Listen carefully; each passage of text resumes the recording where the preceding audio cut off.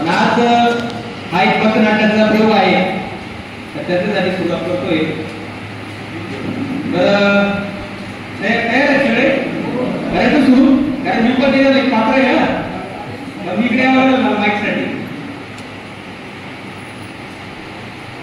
मित्रांनो, आपला ग्रामीण भागातला शेतकरी हा बाजारात बियाणे खरेदीला जातो, तर त्याला बियाणे खरेदी करताना काय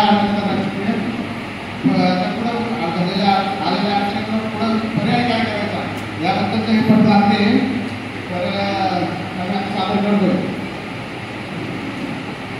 तर माझ्यासमोर बसलेले ते बियाणे विक्रेते व्यापारी आणि शेतकरी म्हणून तुम्ही आता तुमच्या रोलवर या. तुम्ही आता हे दुकानदार आहे, दुकानदार साहेब कोणते बियाणे आहे तुमच्याकडं?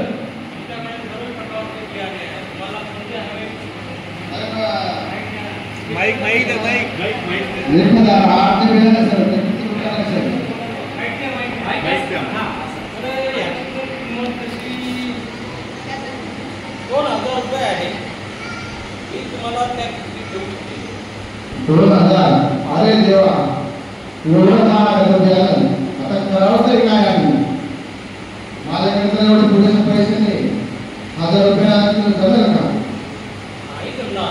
असं नाही, मला पण तेवढं परवडले पाहिजे ना, म्हणून मी 2000च्या खाली नाही देणार. अरे देवा, करावं काय?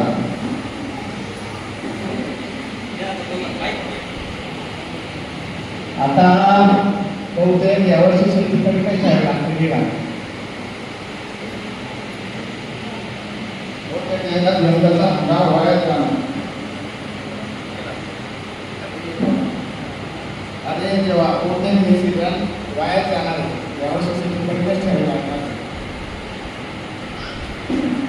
अरे भाऊ, काय झालं रे भाऊ?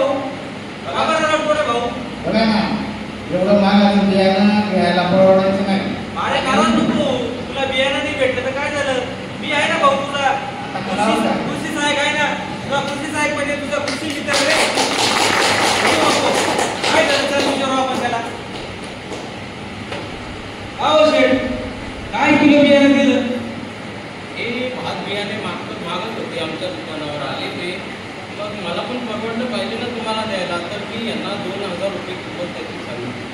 अहो एवढं 2000 रुपये काय किमतीत लावलं? काय केलं त्या बियाण्याला? का सोडत तोडलंय का? तोडलं नाही बाबा, मला पण तेवढं टायर वगैरे लागलेला आहे ना, मला इथपर्यंत दुकानापर्यंत आणायला थोडी किंमत मला पण मोजावं लागली ना, मग त्याच्यामध्ये 4-2 रुपये मला नकोय ना.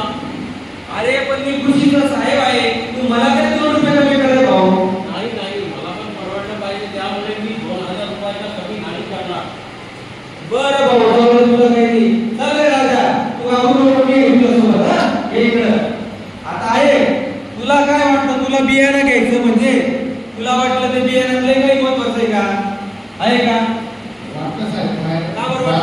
बाजाराचं बियाणे म्हणजे क्वालिटीवालाच असणार. अरे क्वालिटी म्हणजे जन्माला बियाणं होतं का? आता करावं तरी आपण काय? तुझ्या घरी बियाणं आहे का तुझं? आपण ठरवलं टाकलंय ना. चाल मग तुला त्यांना काहीतरी दाखवतो आणि तुला कुठं पैसे लागणार नाही. तुझ्याकडे काय आहे? हो आहे ना, शेण देते का? हो रोज जवळपास 40 किलो शेण देतो.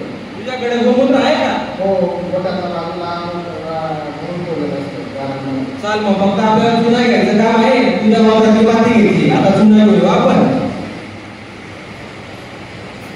दुकानदार काका, चुना तरी द्या.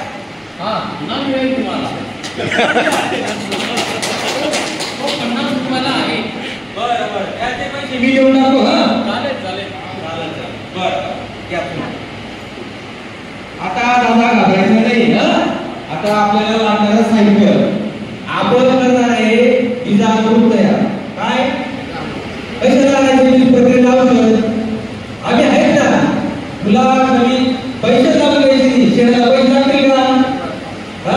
गोमूत्राला पैसे लागतील का? पाण्याला पैसे लागतील का? चाल माझा मी सांगतो सगळं घे आणि असं. आता आपल्याला काय लागणार आहे? शेण किती किलो? 5 किलो दाखवतं गायचं आहे दाखव देशी गायचं शेत किती 5 किलो लिटर.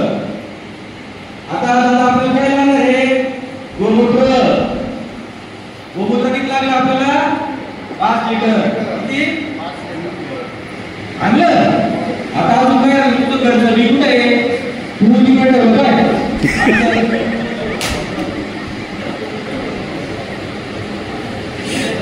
असं आणि पाणी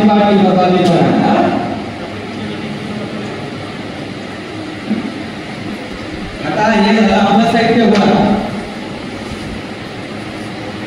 आता बघ बाजारातून काय आणलं फक्त आपण काय का लावायला नाही रे बाबू बियाण्याला लावायला.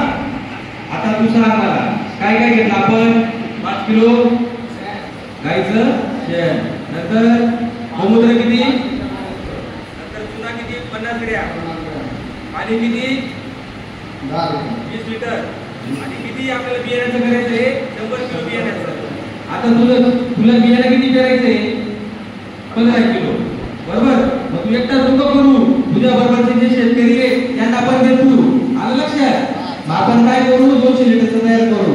आता सुरुवातीला काय करायचं चुना याला पाण्यामध्ये मिक्स करून टाकायचं काढ ते फोड आणि त्या पाण्यामध्ये त्याला पण मिक्स करून घे. हा 50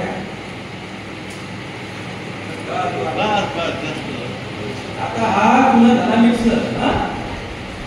आता याच्यात काय केलं तू चुन्याला ढवळून घेतलं. आता शेण घे हे शेण किती शेण घेतलं आपण 5 किलो बस. आता गोमूत्र टाक त्याच्यात कुठे गोमूत्र असलं पण काय शेतकरी पुत्रा हे कोणतं नाव घेणार आपली आई आणि मुसळ आज तुझ्या शेतातली बाकी राहिली दूर काय पटकन घेऊन होय.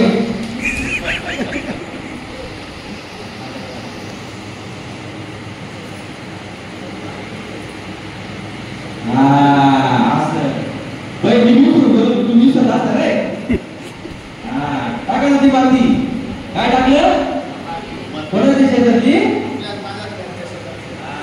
आता ती डबल चांगली. आता बर